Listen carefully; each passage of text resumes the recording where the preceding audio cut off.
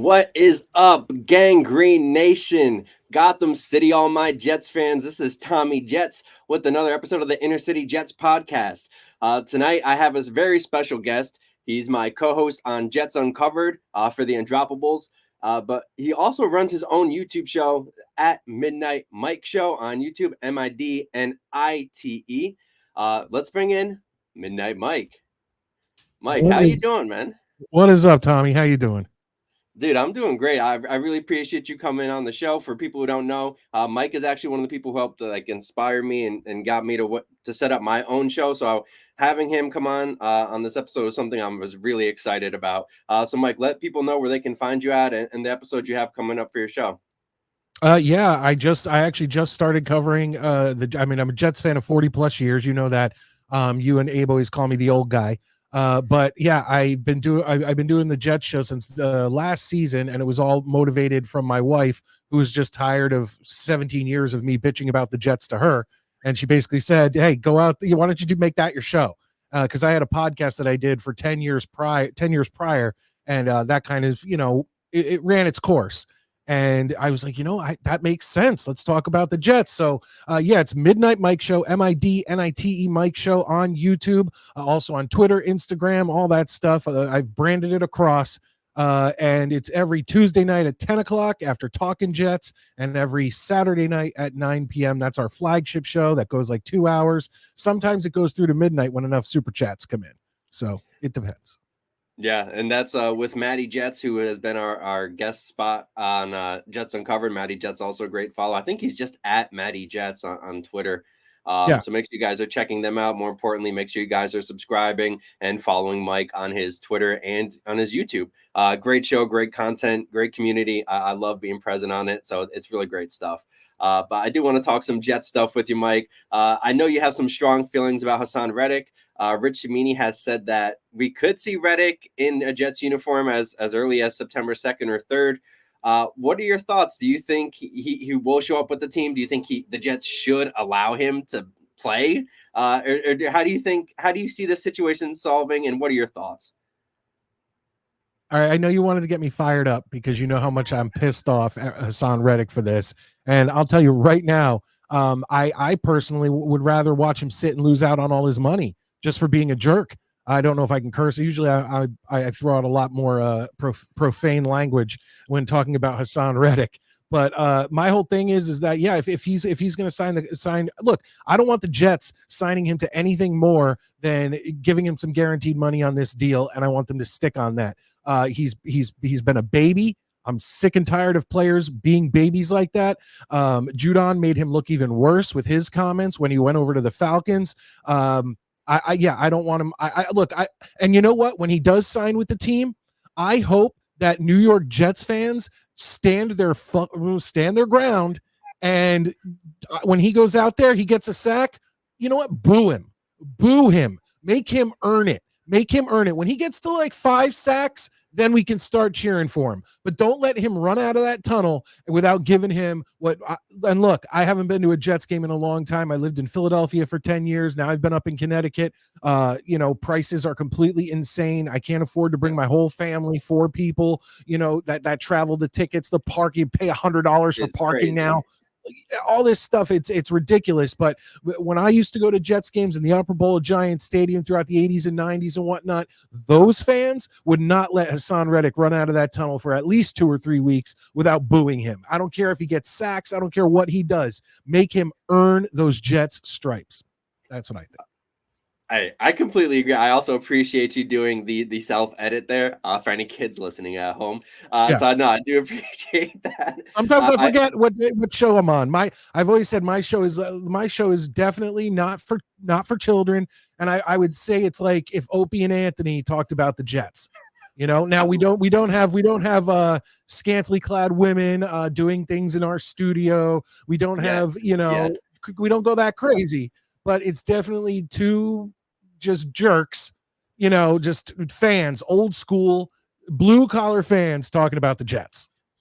No, that's why honestly, that's why I love the Midnite Mike Show. It really just brings me down to the roots growing up. It's the same kind of talk I'm used to. I mean, you guys are awesome.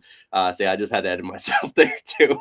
But yeah, dude, no, I do. And I'm tired of the Reddick like drama. You know, when I saw that Cimini said they could be there on like September 2nd or 3rd, I'm like, why even bother at this point? I get that the Jets want him there. He's supposed to be, good. He's a good player, but he hasn't proven anything with the Jets. And it's kind of like, should the Jets cave? Like, how are they going to cave? Do you think they're going to give him an extension, or do you think he's going to be forced to play on his contract? I think they should force him to play on his contract at this point. I don't know what they've offered him so far. Maybe they offered him some guaranteed money and like a 1 or 2 year extension. And he said no because he didn't like the money, whatever it was. But at this point, holding out this long, if I were Joe Douglas, I would have said, well, all that's off the table. Now, if you want to play, we'll guarantee you some of this year's money. So you're not going out there fearing an injury and you're not getting paid, which I've understood since the beginning. That's reasonable. But I hope, I'll tell you what, he's a big boy, Haason Reddick, but I hope guys who are big like Quinnen Williams and I don't know, Michael Clemens, Jermaine Johns, I don't know, get some of these big boys to pick him up the first day he comes in, stick his head in one of the toilets and give him a swirly, teach him a lesson. Oh man, I remember when I was on the football team, guys would just put you right up to the locker, and you better start listening at that point if you were causing problems on the team. Otherwise, you wouldn't be on the team too much longer. No, I think it's really, man, I hope that they don't cave. I really hope that he's forced to play because, as much as he thinks he has leverage because the Jets traded John Franklin Myers and Bryce Huff is no longer there, I think he believes he has like this unsurmountable leverage that he can use over the Jets. And I don't think he really has that. I think the Jets are a great defense without him. And I think it spoke volumes to how serious Douglas is when they came out with that. They had like a statement that they came out with like almost right after, that he announced the trade. Oh, yeah. Do you think that? So if the Jets don't get him a contract extension, do you think there's a chance they could trade him? No, I don't want him to trade him. I don't want them to trade him.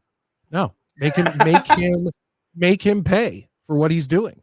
Make him cave, throw your weight around, as the Jets and say, no, we're not trading you. And you know what? You don't want to play this year. Guess what? We'll do the exact same thing to you next year because the Jets aren't losing any money from this because his contract is not guaranteed. If he doesn't play, he doesn't get paid. All he's going to do is keep incurring fines over and over again. And I'd love to see that. I would love to see him just be sitting at home. And you know what he's doing right now, though? He's sitting at home and he's watching Will McDonald get a sack in each of the preseason games because that first one against the Redskins, that was a sack. No matter what anybody says, I've watched it 10 times, maybe more. And I still couldn't find a way to not call that a sack because you can't hit someone in the head. You can't even hit him in the shoulder pads at this point because then they'll call you for the head. You can't hit them below the waist because that's clipping the knees out or whatever. You can't grab them and spin them down because that's now a hip drop tackle. And so now he hit them perfectly between, like the nipples and the waistband. And now they're calling him because he drove him into the mat. What else are you supposed to do at this point? So Reddick's sitting at home. He's watching Will McDonald get all these sacks. He's watching, joint practices. He's watching all this stuff. And Will McDonald's getting better and better and better. And he's looking worse and worse and worse. Yeah, no, I completely agree. I really want to see Will McDonald kind of shine in like a Bryce Huff kind of role because that spin move sack that he had in the last preseason game, that was like Dwight Freeney. Like I know I've said that on the Uncovered show, but like I truly do. Like when I saw that, just the power he had behind it and how quick that was Dwight Freeney-esque. And it's kind of interesting. You talked about like all the rule changes that made it hard to hit quarterbacks. I think that was a sack too. I think it's kind of ridiculous the way the game's kind of getting softened a little bit. Kind of leads me to the comments. I don't know if you saw. Did you see that flag football guy who said he was better than Patrick Mahomes, like at quarterback? Okay, now hold on. Okay. We got a Mike hot take here. No, now hold on. I did see the comment, and I thought it was ridiculous at first. Then just today, I saw clips of these flag football guys, and it's a whole different game. Like they're doing moves that a normal running back or a normal guy scrambling would not do, because they have to avoid them grabbing the flags on their hips. So they're like Michael Jackson out there. Like they're moving in ways that I don't see football players move on a normal field, because on a normal field, you're not worried about if they're touching your hips. You're worried about plowing through them or juking them out. Whereas when I saw some of the, you know what? The guy might have, I'm not saying he's better than Patrick Mahomes, but what I'm saying is it is a completely different game if you actually watch how they scramble and move around in that flag football game. I was shocked. Ooh, I might have to watch some clips of that then, because I feel like in my head I have something, because I've never seen like actual athletes play flag football. I guess it's like I've seen like high school kids and stuff playing flag, but like obviously that's on a different level than guys that are doing it because it's supposed to be in the Olympics. Yeah, professionally, yeah. Right. So okay, I might end up having to backtrack that. You know what? You put me onto something there. I appreciate it. No, but I agree. Look, I had the same reaction everyone else did when the guy made the comments. And I just so happened on my Twitter feed or X, whatever, to see like 2 clips of guys running around doing this professional flag football or whatever you'd want to call it. And I was like, okay, so maybe there is a little bit of a difference in the game. You know, that's interesting. Well, hey, speaking of differences in the game, that's a great segue. How about, preseason? Last year they started it. Now we only got 3 preseason games. And the Jets are like a lot of the starters for the Jets haven't played. Now we get to preseason game 3, aka the Snoopy Bowl, which I don't think most fans care about. But at the same time, like we kind of care about it. Like I don't know. So I was just kind of wanting your thoughts on the Snoopy Bowl. Any people, like anything you're hoping for watching the game, and your thoughts on potentially like the starters just not playing. Do you think they should play in that game? I do. I mean, I don't understand why. We've already talked about Patrick Mahomes. I don't understand why Patrick Mahomes can go out there playing in the preseason, Super Bowl, quarterback MVP, whatever, and we can't. Like, why are the Jets not? And if it affects the Jets, if we go in to San Francisco and that whole first quarter, first half, God forbid, we're sitting there looking rusty, then where is that blame going to be? That blame is going to be on the fact that they did not send them out there for a couple series during the preseason. Rodgers hasn't gotten hit since 2022. It's once again, I'm an old school fan. In the 80s and 90s, starters played during the preseason. Obviously, they didn't play the whole preseason, but they went out there and they were expected. Rodgers should be out there. Garrett Wilson should be out there. All of them should be out there for at least a series or 2. And Robert Saleh already said that's not going to happen. The only thing that's different is Martinez is playing the first half. Peasley's playing the second half. And I don't know. It's just, I do look forward to this game every year only because it's the Jets and the Giants. And, it's always fun to see those uniforms out there playing each other. But it does take a lot away from it because last year we did get 2 series with Aaron Rodgers and the starters, and we got that great clip when he was, who was it? Oh, the guy who is like, I don't know who you are. Yeah. Yeah. You don't know who the most famous guy in the NFL right now is? Oh, sorry. Where have you been?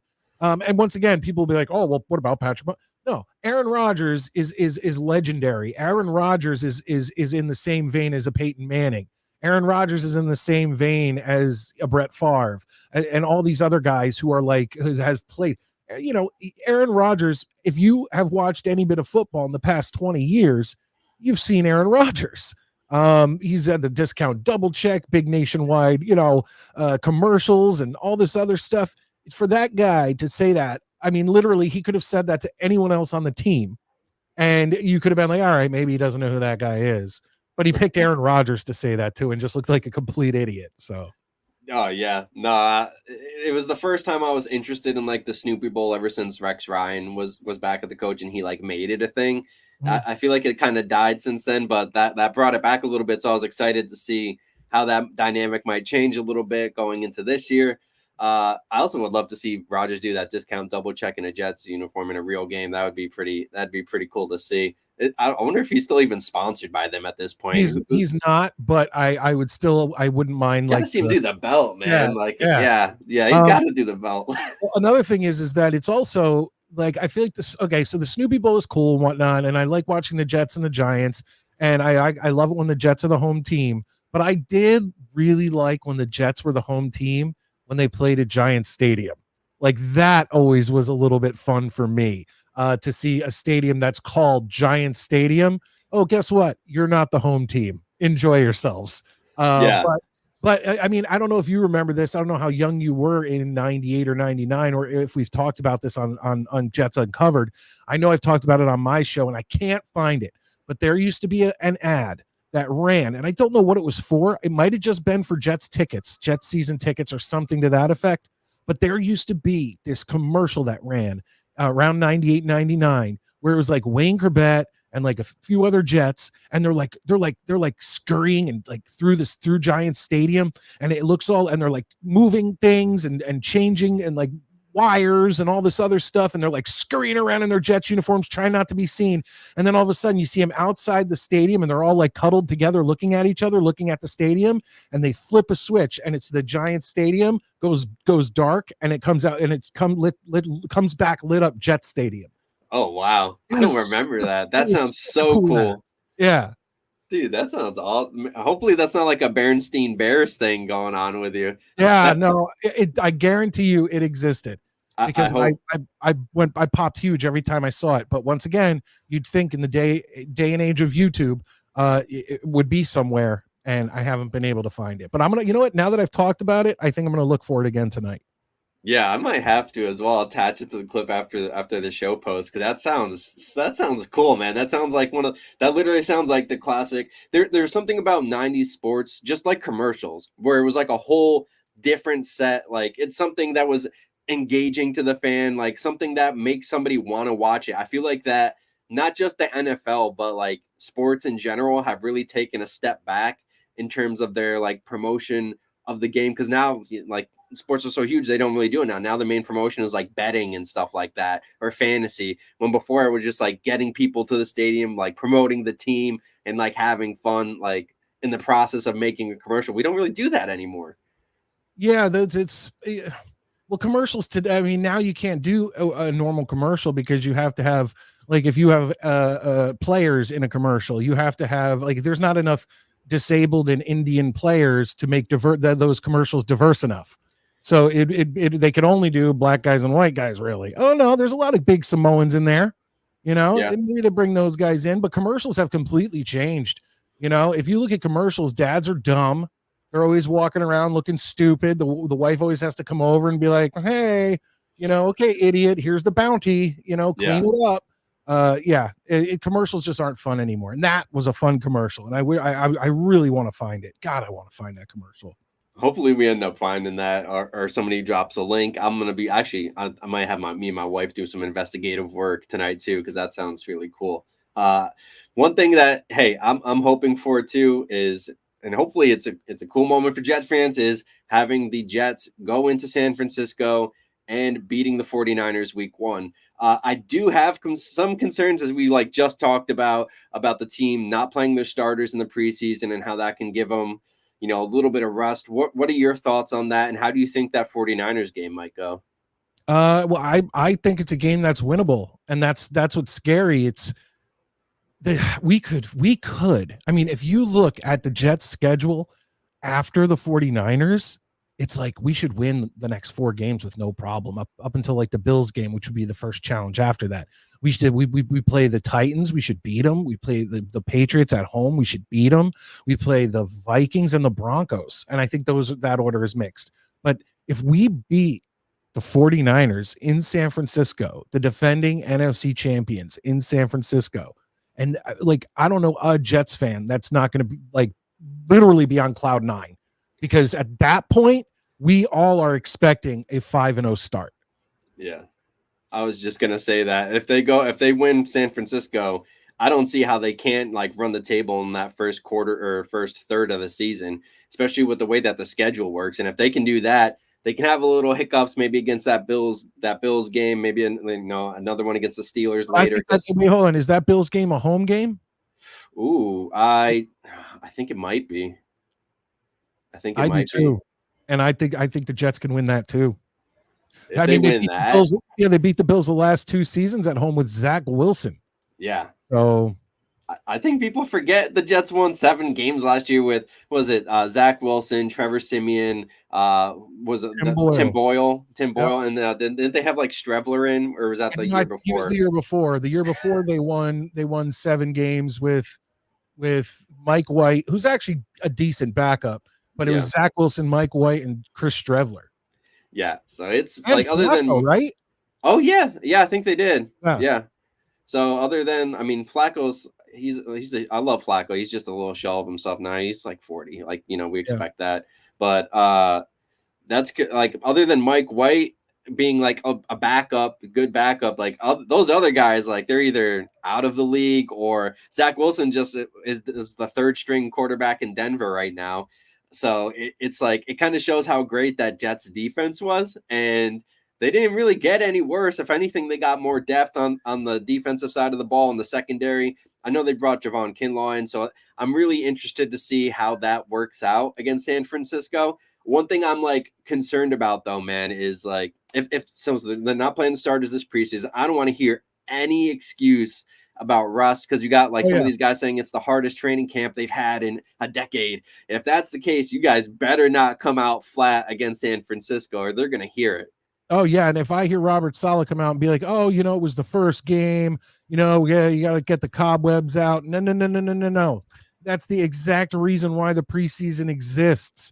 So if they better come out on fire. And the worst part is, God, Tommy, I watched a Madden, like online, a Madden 24 or 25 Jets versus the 49ers.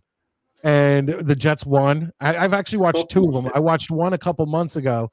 And then a new one I watched like 2 days ago, and I literally sat there for like an hour and a half watching this stupid like Madden simulation, and both times they have the Jets winning. Dude, hey, that's a first, right? Usually it's like, Jets lose 6 points to like 32 or something. I know that Corgi that like picks teams and wins for, like, he does the little basketball thing. He trips his nose. Yeah, he didn't even pick the Jets, so we're gonna prove that little dog wrong. But I do want your thoughts on that Niners game. Do you think they can win Week 1, Mike? I want to hear your call on it. No, I do think they can win. I do, absolutely. Especially, is McCaffrey healthy? I think he's got I think it was a hamstring. He's got an issue going on. He's got an issue going on. Is Ayuk gonna play? Is he gonna get traded? Question. That Pearsall guy's hurt too, the kid they just drafted. Yeah, there is a great look. I don't think Brock Purdy's that great of a quarterback. I mean, he's good. I know we disagree on Mark Sanchez, but I would say that he's a Mark Sanchez quarterback where he can be good, but he can have a lot of hiccups. And it just so happens that just like Mark Sanchez in 09 and 10, Purdy is surrounded by an outstanding team. And if the Jets can rock him and make him, hit him, get him on the turf a few times. Jets, I don't even care if there's penalties. Knock him the fuck out. Oh, I'm sorry. Can you bleep that? I'm just saying no, but what I'm saying is that, like, I don't want them to. I don't want him to be hurt. I don't want Brock Purdy to get hurt, like where he's out. Right. I'm not wishing an injury, but knock him around. I don't care. You want to get a 15-yard penalty in the first quarter for just giving him just showing him a good shove. Yeah. Just to make his mind think for a minute that if these guys get to me, this is what it's going to feel like. Do it. I'm game with that. I actually think that Sanchez thing is kind of spot on, that Sanchez comparison, because I think that, like, Purdy kind of caught, he was there at the right time too, because a lot of the stuff when that playoff series, like the whole entire playoffs for him was kind of luck. Like that game against the Lions, where he threw that ball that was underthrown, bounces off, and Ayuk catches it, and they score the touchdown. And I think we saw in the Super Bowl that he kind of like Sanchez, when he had to put the game like on his shoulders, he wasn't really able to do it. I granted, like, we know the Chiefs are great and they're great at defense too, but at the same time, you got all that firepower. You better score more than the points that they scored, man. Like, come on, the Jets should be able to stop that. Yeah, and their career trajectory is very similar because, like, look, the Jets in both AFC Championship games could have a few plays would have changed it, and the Jets would have been in the Super Bowl. And Brock Purdy kind of is doing the same thing, like they just happened to make the plays where they made the Super Bowl, but then got humbled a little bit by the Chiefs. But it is what it is. Like, they both kind of are on. Yeah, they're very similar quarterbacks. Yeah, it's going to be interesting. I'm with you. I think it's going to be a close game. I really hope the Jets win. I'm just scared it might come down to a coaching thing, and I think Shanahan has Salah beat in that regard. So I'm a little bit nervous. Let's just hope for a Jets win. That's all. But once again, coaching means a lot. But when you have a 20-year veteran as your quarterback, he's not going to do a play that he doesn't think is going to work. And so if you then cut it down to Shanahan's mind giving Brock Purdy his marching orders versus Aaron Rodgers' mind, I think that's where you got to look. That's actually a good point. I didn't even think about it like that, because I do remember them saying that Rodgers would check out of not even just like Hackett's plays, but LaFleur's plays as well if he didn't think they were working. We saw how that's played out. Like, he won a bunch of MVPs. He won MVP like 3 years ago, not that long ago. So that's a good. Maybe I might have to change it. I might have to edit one of my articles that I was working on there, because it might have just swayed me, man. Hey, man, like I said, it may be the mind. It may be the football mind of Kyle Shanahan versus the football mind of Aaron Rodgers and CJ Mosley. Yeah, and I like that. Mosley's also, this is a little sidetrack going back to the Reddick thing. I just love the way Mosley kind of put down all that nonsense. Like, they tried to bait him into talking a lot of stuff, and he's just like, the guy's not here. I don't want to talk about him because he ain't worth talking. Did you see Salah today? No, I didn't. They asked him, something, blah, blah, blah about Haason Reddick. Do you think a deal will get done? And he literally goes, yeah, I'm not even thinking about that. or he said something like, I haven't even thought of that. Like, he just blew it off. Dude, that's how it should be. Yeah. Oh, absolutely. Because, look, let's be real here. There's no way he didn't think about it. Yeah. But to basically blow it off so nonchalantly and so naturally, Haason Reddick and his people have to see that and go. And then once again, we talked about earlier, see Will McDonald performing how he's performing. And yeah, the sky's the limit for those guys, and hopefully it gets Reddick to see the light. If not, I'm not nearly as worried about it as other people might be. But hey, Mike, I really appreciate you coming on the show. I think that's going to wrap it up. Let everybody know where they can find you at and give all your socials and all the Midnite Mike Show information. I'm telling everybody, it's the easiest thing. I am branded across the board. So whether it's YouTube, X, Twitter, whatever, Instagram, Letterboxd, even my Gmail is all Midnite Mike Show, spelled MIDNITE Mike Show. That's it. I love that. And before we get out of here, do you have any lasting message for any Jet fans out there listening? Yeah. 40 years I'm a Jet fan. I don't know how long anybody listening is a Jet fan, but just understand that it's just a life of misery. Expect the misery. And when we have, out of the 40 years I've been a fan, maybe 5 were good seasons where you had real hope. This is going to be one of those seasons. Enjoy it. Hey, I love that. That's words of wisdom from Midnite Mike. Make sure you guys are checking out his show, youtube.com/@Midnite Mike Show, MIDNITE. Make sure you guys are checking him out. Matty Jets, as always. And this is Tommy Jets with another episode of Inner City Jets. Thanks for everybody listening. And until next time.